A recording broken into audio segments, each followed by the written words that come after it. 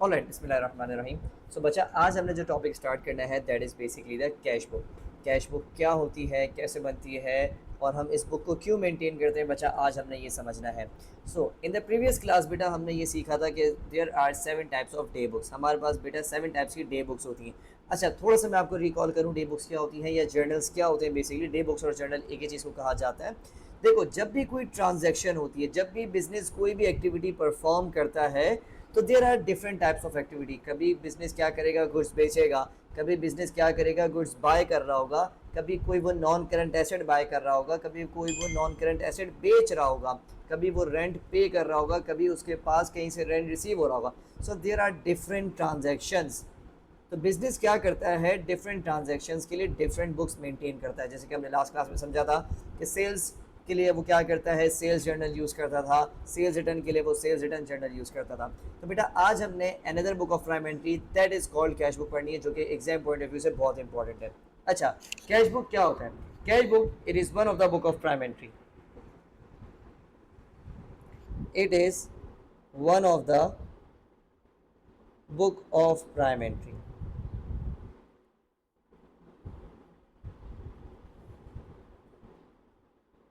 Prime entries में से एक ही हमारे पास बुक है। अच्छा, इसको गौर से समझिएगा बेटा, ये होती क्या है। अच्छा, अब सवाल ये होता है कि ठीक है सर, माना ये हमारे लिए बुक ऑफ प्राइम एंट्री है। सर आपने ये बताया कि सेल्स के लिए हम सेल्स जर्नल यूज़ करते थे, सर कैश बुक क्यों बनती है? गौर से सुनिएगा। Cash book is used to record all the cash transactions. I repeat, cash book is used to record all the cash transactions. अभी बच्चा I have to explain you कि what is mean by cash transaction, लेकिन फिलहाल अभी आप समझें कि it is use to record all the cash transaction. It is use और it is prepared to record all the cash transactions। क्या बचा? to record all the cash transactions। यहां पर जो की टर्म्स यूज हुआ है that is the cash transaction. अगर बचा आपको ये कैश ट्रांजैक्शन का वर्ड समझ में आ जाएगा तो इंशाल्लाह आपको ये पूरा चीज समझ में आ जाएगी। ठीक है बेटा, so it is use to record all the cash transactions. So now right now we need to understand that what is mean by cash transaction. देखो, कैश ट्रांजैक्शन का मतलब होता है पैसे का या तो आना या तो पैसे का जाना।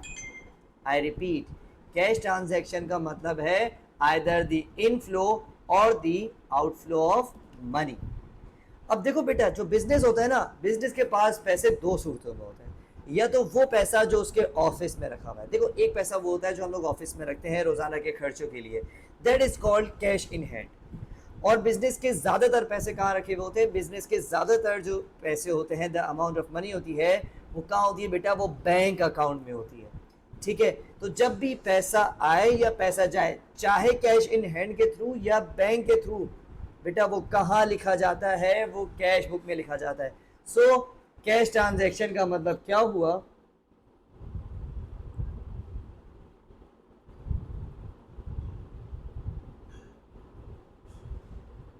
कैश ट्रांजैक्शन मीन इनफ्लो और आउटफ्लो ऑफ मनी। पैसे का आना या पैसे का जाना। पैसे का आना जाना कैश के थ्रू भी हो सकता है। पैसे का आना जाना बच्चा, it can be from the bank account as well. दोनों सूरतों को हम क्या कहते हैं? Cash transaction.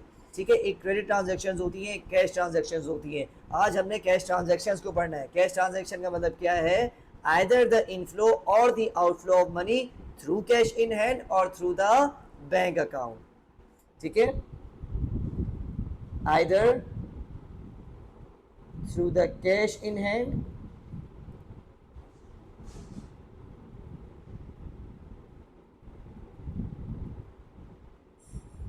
or through bank account।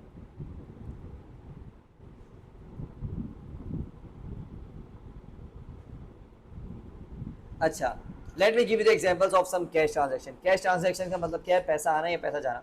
मैंने वेजेस पे कर दी। अब वेजेस चाहे मैं क्या करूं, कैश के थ्रू पे करूं या बैंक के थ्रू चेक दे दिया मैंने, इट्स अ कैश ट्रांजैक्शन। मैंने क्या करा, मैंने गुड्स बाय करे और कस्टमर्स को ऑन द सप्लायर्स को ऑन द स्पॉट पेमेंट कर दी, इट्स अ कैश ट्रांजैक्शन। मैंने क्या करा, मैंने ये कैलकुलेटर बाय करा, ऑन द स्पॉट मैंने पेमेंट कर दी, इट्स अ कैश ट्रांजैक्शन। मैंने ये पेन कस्टमर को बेच दी, कस्टमर ने पेमेंट कर दी, इट्स अ कैश ट्रांजैक्शन। मैंने क्या करा, मैंने कोई गाड़ी बाय कर ली, गाड़ी खरीदते वक्त मैंने पेमेंट कर दी, वो कैश ट्रांजैक्शन है, वो कैश बुक में आएगा। ठीक हो गया बेटा। मैंने क्या करा, मैंने ये समझ लो एक छोटी सी स्टेशनरी आइटम है, मैंने ये बाय करी लेकिन मैंने पेमेंट नहीं करी। मैंने पेमेंट नहीं करी, इसका मतलब ट्रांजैक्शन हुई है, मेरे पास से पैसे का आउटफ्लो नहीं हुआ। नहीं हुआ, बात समझ आ रही है? तो बेटा इस ट्रांजैक्शन को हम लोग कैश बुक में रिकॉर्ड नहीं करेंगे। बात समझ आ रही है बेटा? मैंने कस्टमर को 6 महीने पहले गुड्स बेचे थे, वो आज पेमेंट कर रहा है, तो आज जब मेरे पास पैसा आएगा मैं आज उसे कैश बुक में रिकॉर्ड करूंगा। मैंने सप्लायर से 3 महीने पहले गुड्स बाय किए थे, उस वक्त पेमेंट नहीं की थी, आज पेमेंट करी, तो आज की तारीख एज ऑन टुडे 6 जून मैं क्या करूंगा, 6 जून को मैं पेमेंट कर रहा हूं, तो कैश बुक में मैं 6 जून में पेमेंट्स के कॉलम में रिकॉर्ड करूंगा। Make sense? तो आयो बेटा, हमें कैश ट्रांजैक्शंस का मतलब समझ में आया हो। अब इसको हम थोड़ा सा डिटेल में समझते हैं कि इसका फॉर्मेट वगैरह कैसे बनता है।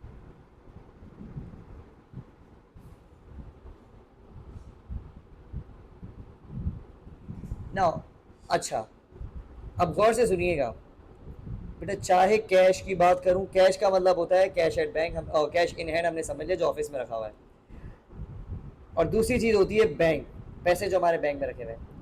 वी नो दैट कि बेटा ये दोनों क्या है, हमारे लिए एसेट होते हैं। एसेट है बेटा, कैश भी मेरे लिए एसेट है, बैंक भी मेरे लिए एसेट हो गया। मेक सेंस बेटा? अच्छा, अब ये एसेट है तो बेटा फौरन से आपके दिमाग में एक चीज क्लिक होनी चाहिए कि सर इसकी डेबिट नेचर होगी। किसकी? कैश और बैंक दोनों की बचा क्या होगी, दोनों की हमारे पास डेबिट नेचर होगी। सर थोड़ा सा रिकॉल कराएं, डेबिट नेचर क्या होता था, अभी हम समझते हैं। देखो डेबिट नेचर का मतलब ये होता था कि जब भी आपका वो चीज, फिलहाल हम बात कर रहे हैं कैश और बैंक की, जब भी आपका कैश या बैंक इंक्रीज करेगा, it will be recorded on the debit side, means your left hand side. And whenever your asset, जो कि फिलहाल कैश और बैंक है, अगर वो डिक्रीज करेगा, it will be recorded on a credit side. Cash या बैंक कब इंक्रीज करेगा, जब आपके पास पैसा आएगा। मेरे कस्टमर ने पैसे दे दिए, मेरे पास क्या हुआ, पैसा आ गया, तो बेटा मेरा कैश या बैंक कब इंक्रीज करेगा, जब पैसे आएंगे। तो आसान अल्फाजों में, जब भी आपके पास पैसे आएंगे, आप कैश बुक में उसे क्या करोगे, डेबिट कर देंगे। पैसा आ रहा है, कैश या बैंक की फॉर्म में आएगा, दोनों एसेट है, दोनों में से कोई एक चीज बढ़ जाएगी। और बेटा हमने देखा कि भाई हम कब क्रेडिट करते हैं, जब वो कम होता है। तो बच्चा वो कम कब होगा, जब आप पेमेंट करोगे। मेरे पास से पैसे कम कब होंगे, जब बेटा मैं पेमेंट कर दूंगा। सो दैट टेक्निकली मीन्स कि सर जब भी आपके पास से आउटफ्लो ऑफ कैश या बैंक हो रहा होगा, आपने क्या करना है, आपने उसे क्रेडिट कर देना है। ठीक है, पैसा आया डेबिट, पैसा गया क्रेडिट। क्यों? क्योंकि ये दोनों एसेट है। अच्छा, along with the cash and bank column एक चीज और आती है, and that is the discounts.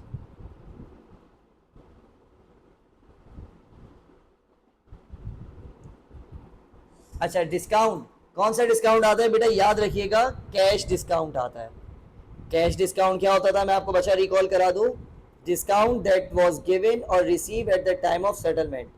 आसान अल्फाजों में, जब मैं अपने सप्लायर को जल्दी पेमेंट करने जाऊंगा, वो मुझे डिस्काउंट देता है। या मेरा कस्टमर, मैंने उसे बोला 30 डेज में पेमेंट कर देना, उसने क्या करा, मुझे 15 डेज में पेमेंट कर दी। क्यों? क्योंकि उसने जल्दी पेमेंट करी, तो उस वक्त मैं उसको जो डिस्काउंट दूंगा, that is called cash discount. ठीक है, तो डिस्काउंट्स भी हमारे पास मजीद दो होते हैं। एक होता है discount allowed, discount that is given to the customer. ठीक है, और ये बिजनेस के पॉइंट ऑफ व्यू से एक एक्सपेंस होता है, और एक्सपेंस की नेचर भी डेबिट होती है। तो जब भी हम अपने कस्टमर्स को डिस्काउंट दे रहे होंगे, तो वो कहाँ लिखा जाएगा, वो डेबिट साइड पे लिखा जाएगा, because it is an expense. और दूसरा क्या होता है, sir we have discount receive. मेरे सप्लायर ने मुझे जल्दी पेमेंट करने पर शाबाशी दी, मुझे क्या करा, मुझे फ़ायदा दिया, तो जब भी आप जल्दी पेमेंट करोगे आपको डिस्काउंट मिलेगा, it is the discount receive and from the business point of view it's an income.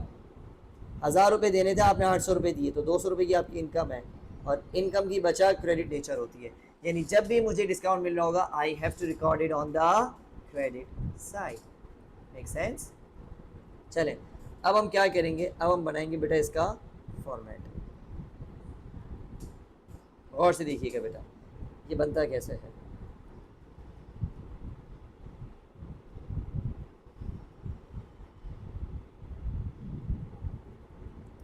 T account के कॉलम में बेटा ये इस तरीके से बनता है।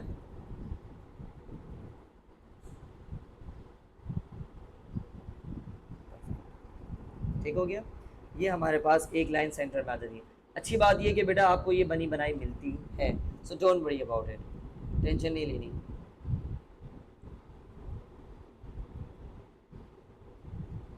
अच्छा हम बेटा बेसिक्स में अच्छे से पढ़ते हुए आते हैं कि ये हमारे पास डेबिट साइड होती है, ये क्रेडिट साइड होती है।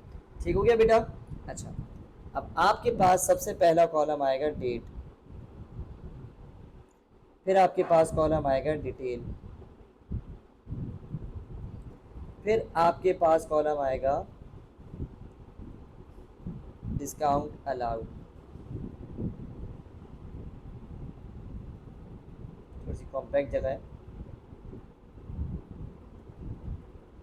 फिर आपके पास कॉलम आता है cash and then we have a column of bank.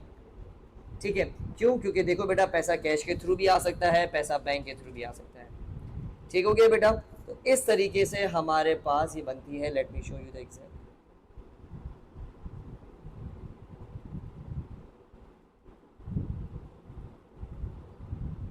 इस तरीके से हमारे पास बेटा कॉलम्स आ जाएंगे।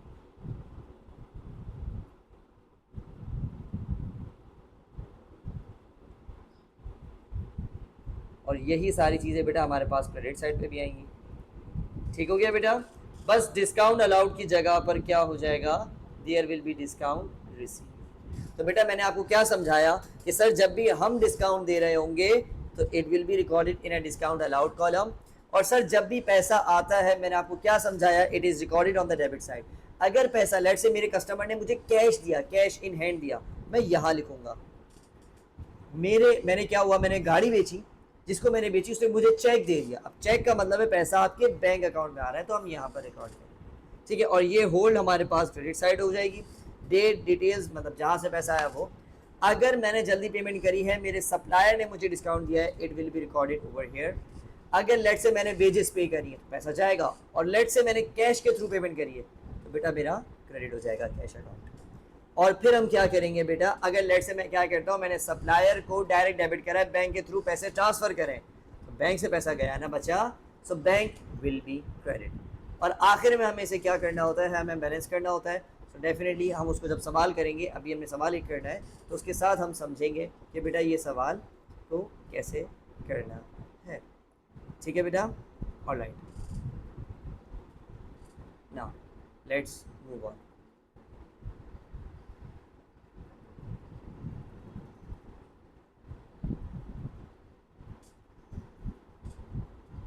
Now let's begin. बेटा हमारे पास एक पास पेपर का सवाल है, that is from May June 2019 paper 2 है। ठीक है, अच्छा, Wilson maintains a 3-column cash book in his business on 1st of March 2019। क्या कह रहा है, 1st of March 2019 यानी क्या हुआ, एक महीना स्टार्ट हुआ होगा। ठीक है, by the start of March the following balances were available. आपके पास ये कुछ बैलेंसेज अवेलेबल हैं, यानी महीना स्टार्ट हुआ तो आपके पास कैश में, यानी ऑफिस में आपके पास $10 कैश रखा हुआ है। And there was a bank overdraft. Bank overdraft का मतलब ये कि आपके अकाउंट में जितने पैसे थे आपने उससे ज़्यादा विदड्रॉ करे हुए, तो it's a liability for the business. ये क्या है बेटा, from the business point of view it's a liability. क्यों? क्योंकि मुझे $35 बैंक को वापस करने हैं। ठीक हो गया?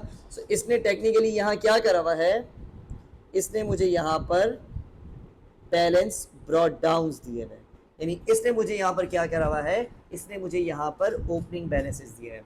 तो याद रखो बेटा, जब भी आप 3 कॉलम कैश बुक बना रहे होगे आपको सबसे पहले चाहिए ओपनिंग बैलेंस। सी मैंने आपको कहा था ना कि आपको फॉर्मेट बना कर देता है, ठीक है। Let's rotate the page. Alright, ठीक है बेटा। तो आप और मैं सबसे पहले क्या करेंगे, फर्स्ट ऑफ ऑल मुझे क्या करना है, मुझे यहाँ पर ओपनिंग बैलेंस लिखना है। मुझे क्या करना है, मुझे ओपनिंग बैलेंस लिखना है। किसका, मुझे कैश का भी लिखना है और मुझे बैंक का भी लिखना है। लेकिन वेट, मैंने आपको यहाँ पर एक चीज़ बहुत डिटेल में बताई, क्या कि सर हमारे पास तो बैंक ओवरड्राफ्ट है and bank overdraft is a liability, और लायबिलिटी की क्रेडिट नेचर होती है। सो बच्चा यहाँ पर जो मेरे पास बैंक का ओवरड्राफ्ट का बैलेंस है, it will be recorded on the credit side, however the balance of cash will always be recorded on the debit side. Cash आपका नेगेटिव नहीं हो सकता, cash can never be your liability, ठीक है। गौर से देखिएगा, मेरा साल महीना स्टार्ट हुआ है 1 मार्च 2019 को, 2019 की बात हो रही है। First of all what I am going to do, 2019, 2019, ठीक है बेटा। डेट डालने का भी तरीका होता है, देखिएगा मैं यहां पर लिखूंगा March 1। You are not allowed to write 1 March, आपने मार्च 1 ही लिखना, ठीक है। हमारे पास जो बैलेंस रखा हुआ होता है पहले से, we call it balance brought down, ठीक है बच्चा। सो हमारे पास कैश का बैलेंस ब्रॉट डाउन था $10। मैं यहाँ पर बैंक का नहीं लिखूंगा, मैं बैंक का लिखूंगा on the credit side. Why, because bank बेटा ओवरड्राफ्ट है, it's a liability. Again March 1st,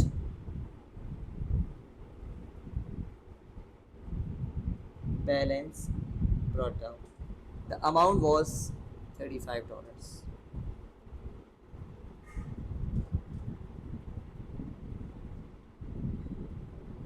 alright, now अब हम क्या करेंगे, वन बाय वन हमने हर ट्रांजैक्शन को पढ़ना है and we need to check पैसा आ रहा है या पैसा जा रहा है, ठीक है।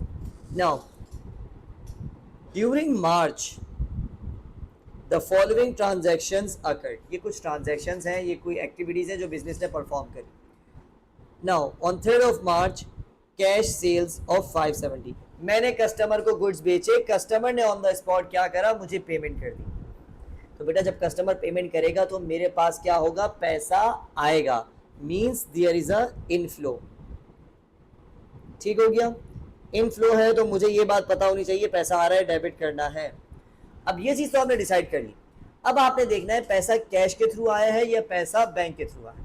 सर कैश सेल्स है, मींस कस्टमर ने आपको कैश दिया, ठीक है, आपको उसने $5,000 दे दिए, $570 ऑन द स्पॉट कैश दिया।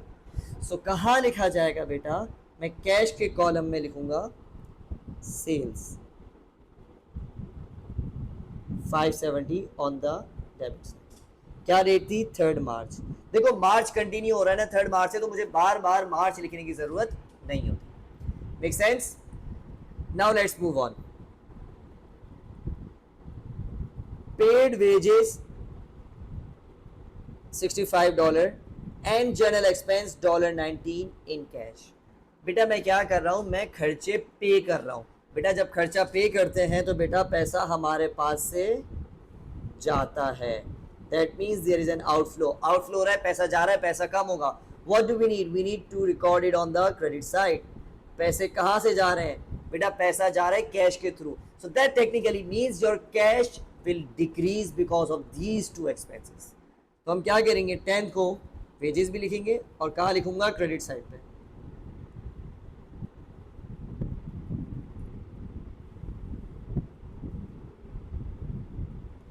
कितनी अमाउंट है बेटा, बेटा मेरे पास अमाउंट है $65।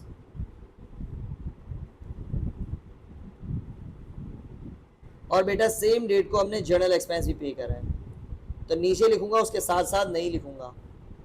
अब यहाँ मुझे डेट भी मेंशन करने की जरूरत नहीं है, because both the transaction occurred on the same day, right. So I don't need to mention the date again. Yes आप चाहो लिख सकते हो, कोई मसला नहीं है, नहीं लिखोगे तो यहाँ डिडक्शन नहीं होगी, ठीक हो गया। So $19 in cash we paid.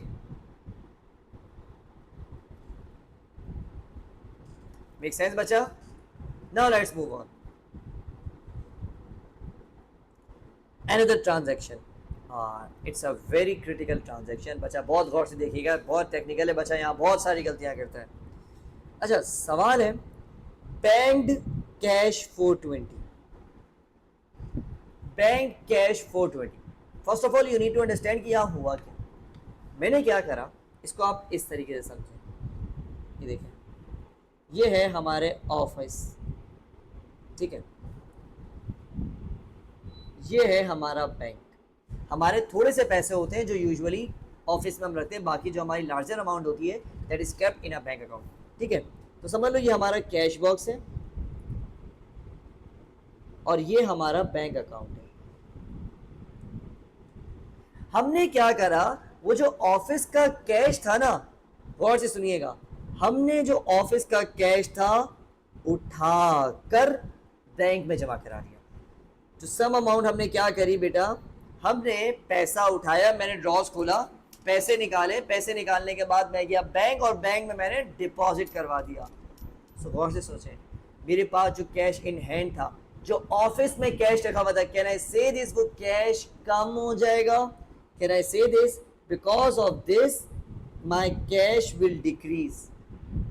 Cash जो मेरे हाथ में पैसे थे वो कम हो जाएंगे, लेकिन सर जो मेरे बैंक अकाउंट था वहां तो पैसा बढ़ जाएगा। So you see my bank account will increase, however my cash will decrease. So ये दोनों जगहों पर हमने रिकॉर्ड करना है। क्या हुआ, पैसा उठाया, पैसा उठा के बैंक में जमा करा दिया, तो कैश कम हुआ, बैंक बढ़ गया। बैंक बढ़ेगा तो बेटा बैंक क्योंकि बढ़ रहा है, मैंने बैंक को डेबिट करना है और बेटा कैश को मैंने क्रेडिट कर देना है, ठीक है। 12 को 420, कैश को मैंने क्रेडिट करना है, डिटेल्स में लिखूंगा बैंक, पैसे कहाँ गए, बैंक में गए, और यहाँ बैंक में 420 डेबिट करूंगा क्योंकि बैंक में पैसा आया। कहाँ से आया बचा, पैसा आया कैश से। तो डिटेल्स हमें बता रही है कि भाई कैश से पैसे आए कहाँ पर, बैंक में। आई होप यहाँ तक हमें क्लियर होगा बच्चा। Now let's move on. अब ये बड़ा अच्छी चीज़ है। Now cheque of 40 receive from Glover in Feb, ठीक है। ग्लोवर मेरा एक कस्टमर था, उसने मुझे लास्ट मंथ एक चेक दिया। अब देखो, जब मेरा कस्टमर मुझे चेक देगा तो मैं अज्यूम करता हूँ पैसे आ जाते हैं, मैं वेट नहीं करता कि भाई पैसे आएंगे फिर मैं लिखूंगा। मैं क्या करता हूँ, मैं पहले ही एंट्री बना लेता हूँ कि पैसे आ गए। अब जब मुझे ग्लोवर ने चेक दिया होगा तो मैंने तो अज्यूम करा पैसे आ गए, तो मैंने बैंक को क्या कर दिया होगा, मैंने डेबिट कर दिया होगा, क्योंकि उसने क्या कर रहा है, उसने चेक के थ्रू पेमेंट करी है ना, तो आई हैव टू अज्यूम कि पैसा आ गया, ठीक है।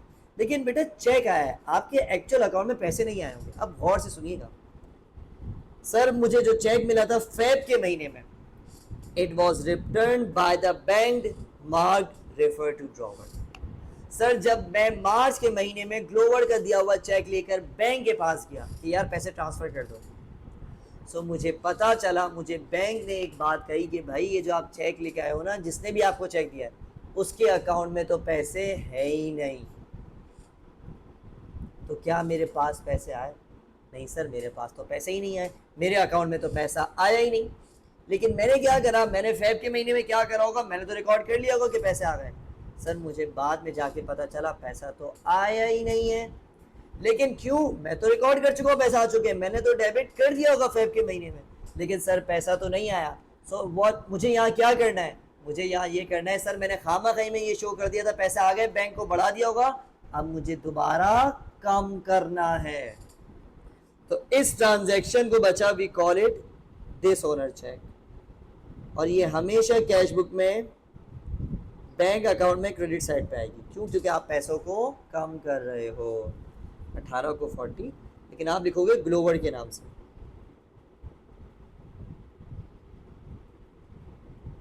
पता चले कि पैसे किसने नहीं दिए।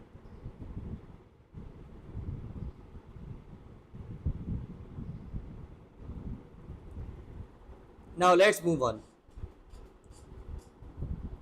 अच्छा अभी अच्छी ट्रांजैक्शन है, settle Luz account of 250 by cheque after deducting 4% cash discount. ठीक है, लू मेरा क्या होगा, लू मेरा होगा कोई ना कोई सप्लायर जो मुझसे $250 मांगता था। मैं उसको पेमेंट करने जा रहा हूँ, पेमेंट हो रही है थ्रू चेक, मीन्स पैसा जा रहा है बैंक के through, after deducting 4% cash discount. क्या मैं पूरे पैसे दे रहा हूँ? नहीं, मैं 4% का डिस्काउंट माइनस करने के बाद दे रहा हूँ। इसका मतलब मुझे 4% का डिस्काउंट मिल रहा है। सो डिस्काउंट जब मिल रहा होता है we call it discount receive. So यहाँ हमने क्या करना है, we need to calculate the value of discount receive. बेटा गौर से देखिएगा वो कैसे आएगा, जो एक्चुअल अमाउंट आपको पे करनी थी, आपको कितने पे करने थे सर? आपको 250 पे करने थे, आपको उसका 4% डिस्काउंट मिला, तो actual amount multiply by the percentage, that would be $10। Sir आपको $10 का डिस्काउंट मिला, अब आप पे कितना करोगे sir? You will pay 250 less 10 240। ठीक हो गया? सो आप क्या करोगे, 20th को आप क्रेडिट करोगे बैंक को,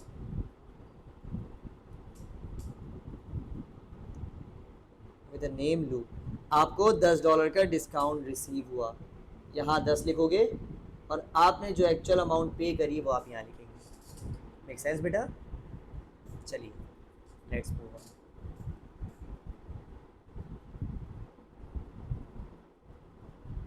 now drawings taken $50 in cash and 300 by cheque. Sir हमने क्या करा, हमने ड्राइंग्स करी। ड्राइंग्स का मतलब होता है कोई भी चीज़ निकालना बिजनेस से। अब वो कह रहा है कि सर आपने क्या करा, आपने $50 कैश निकाला। बेटा कैश निकालूंगा, कैश क्या हो जाएगा, कम हो जाएगा, और मैंने 300 बाय चेक निकाला, चेक से भी पैसे निकालूंगा तो बेटा पैसे क्या हो जाएंगे, कम हो जाएंगे। सो 50 इन कैश और 300 बाय चेक है ना बेटा। सो हम लोग क्या करेंगे, हम लोग सिंपली दोनों को क्या करेंगे, ड्राइंग्स के नाम से बेटा हम लोग क्रेडिट कर देंगे। क्यों? क्योंकि पैसा भी निकला और बेटा मेरे पास चेक के थ्रू भी पैसे निकले।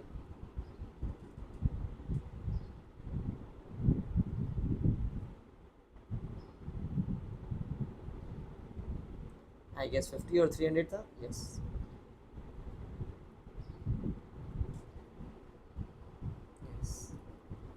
Now that is the most technical transaction of this question.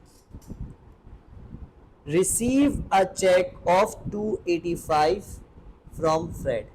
क्या हुआ, आपका एक कस्टमर है फ्रेड, उसने आपको $285 का चेक दिया। ठीक है, चेक दिया इसका मतलब आपके पास बैंक के थ्रू पैसा आ गया। कितना पैसा आया? $285 का पैसा आ गया।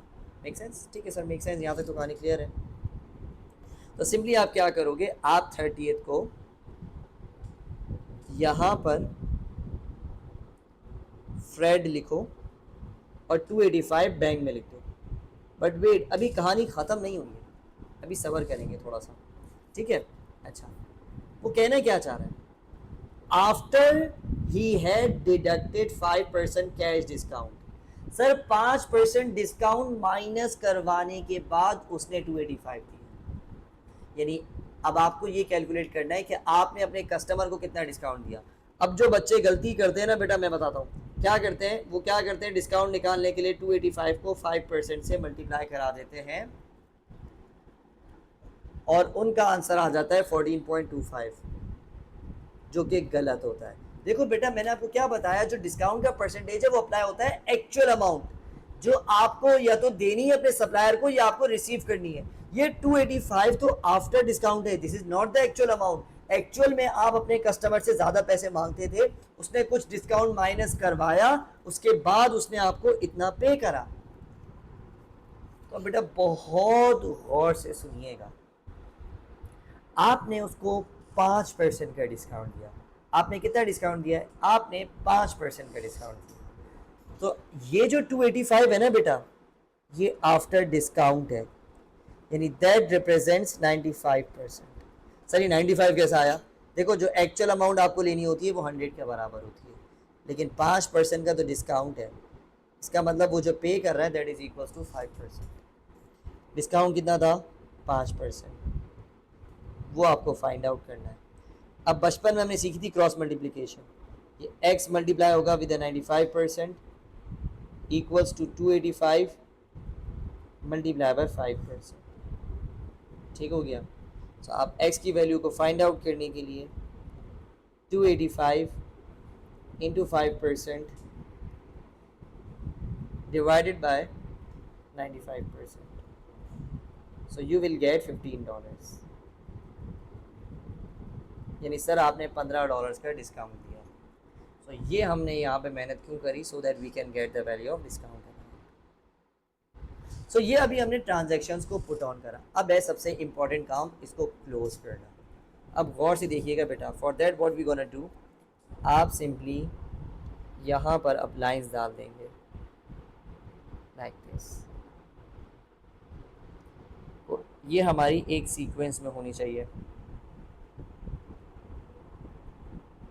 ठीक है। सबसे पहले आपने क्या करना है, डिस्काउंट अलाउड वाले कॉलम का टोटल करें और यहाँ नीचे लिखते हैं that would be $15। Same discount receive के साथ करें, जो डिस्काउंट रिसीव का टोटल बने 10 ही बन रहा है, नीचे लिखते हैं।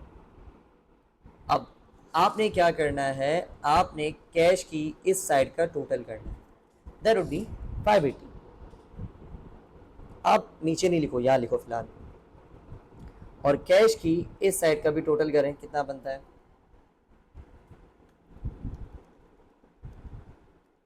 There would be 554, right. कितना आ रहा है, 554। अब दोनों में से जो ग्रेटर साइड होती है ना बेटा, वो हम नीचे लिखते हैं। याद रखिएगा, कौन सी साइड ग्रेटर है sir, this side is greater, 580। ठीक हो गया। और इन दोनों के दरमियान बेटा जो डिफरेंस होगा ना, कितना डिफरेंस है सर, द डिफरेंस इज 26। वो जो डिफरेंस होता है बेटा, वो हम हमेशा छोटी साइड पर लिखेंगे। किस नाम से, बैलेंस सीडी। बैलेंस सीडी कहाँ लिखा जाएगा, छोटी साइड पर, और डेट आएगी मंथ की एंड। यानी सर जब मेरा मार्च खत्म हुआ तब मेरे पास $26 रखे हुए हैं ऑफिस में कैश। सेम कहानी आपने बैंक के साथ करनी है। इस साइड का टोटल करें, दैट वुड बी 705। अच्छा, अब क्रेडिट साइड का 35 + 40 + 240 + 300, so that would be 605, 615। Again आपने नोट करना है कि इन दोनों में से कौन सी बड़ी है, तो बेटा आपको समझ में आ जाएगा 705 इज ग्रेटर। दोनों साइड्स पर लिखेंगे and the difference would be $90। I hope हमने कोई कैलकुलेशन मिस्टेक ना की हो। सो बचा, it will be recorded over here, ठीक है। लास्ट टाइम यहाँ हमने 9 मार्क्स हासिल कर लिए। ये जो सीडी होता है ना बेटा, सीरीज, इसको टोटल्स के नीचे ऑपोजिट साइड पर लिखा जाता है, याद रखिएगा। किस नाम से हम लिखेंगे, बैलेंस ब्रॉट डाउन। तो बेटा 26 कैश के नीचे आ जाएगा और ये 90 यहाँ पे आ जाएगा, और डेट आएगी अब अप्रैल 1। मार्च था ना, मार्च ख़त्म हुआ, अप्रैल स्टार्ट हो गया, और जब अप्रैल स्टार्ट हुआ बचा, so we have this much balance. So that's it. I hope हमें बहुत इन डिटेल हमने कैश बुक की पहले समझा क्या होता है, और फिर हमने पासवर्ड प्रैक्टिस करी, तो हमें अच्छे से समझ आया होगा, ठीक है। अल्लाह हाफिज़।